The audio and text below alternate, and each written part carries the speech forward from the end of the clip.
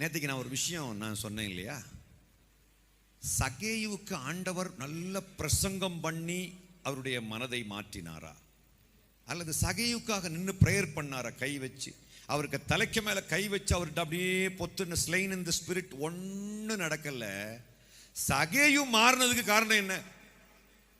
ஏங்க, சொத்துல பாதியை எழுதி கொடுத்துட்டாருங்க. தப்பான முறையில் 10 ரூபாய் சம்பாதிச்சா 40 திருப்பி கொடுக்குறாருங்க. சொத்துல பாதி எழுதி கொடுத்ததுக்கு பிறகு ஒரு 10 ரூபாய் தப்பா சம்பாதிச்சிருப்பான். இப்போ நீங்க வந்து 1 கோடி ரூபாய் இருக்குன்னாக்கா 50 லட்சம் ரூபாயை கொடுத்துருவாரு. மீதி 50 லட்சத்துல அவர் 10 லட்சம் ரூபாய் இருக்குது அப்படின்னா அந்த ஒரு 50,000 ரூபாய் அவர் 50,000 ரூபாய் தப்பா சம்பாதிச்சிருக்காருனாக்க அதை 4 மடங்காக திருப்பி கொடுக்குறாருன்னா நல்ல வழியிலையும் அவர் சம்பாதிச்சிருக்காருன்னு அர்த்தம். இதில் என்ன தெரியுமா, தப்பான வழியில் சம்பாதிச்சதை 4 மடங்கா திருப்பி கொடுக்க வைக்கிறதுக்காக இயேசு அவங்கிட்ட மிரட்டவே இல்லை தெரியுமா. நீ கொடுக்கலன்னா சாபம், இது சாபம் கடந்து வரும் பிரியமானவர்களே அப்படின்னு ஒன்று சொல்லவே இல்லை.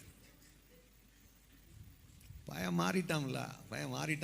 பார்வை, கருணை பார்வை. பக்கத்தில் கை கொடுத்து கருணை பார்வை சொல்லு பார்க்கலாம். அப்படி கை கொடுத்து சொல்லு பிள்ளை, மச்சான் நீ சொல்லு மச்சான், கருணை பார்வைன்னு சொல்லு. கருணை பார்வை. அல்லேலூயா, ஆமென்.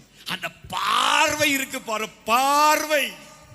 நீயும் நானும் பார்க்கிறோம்.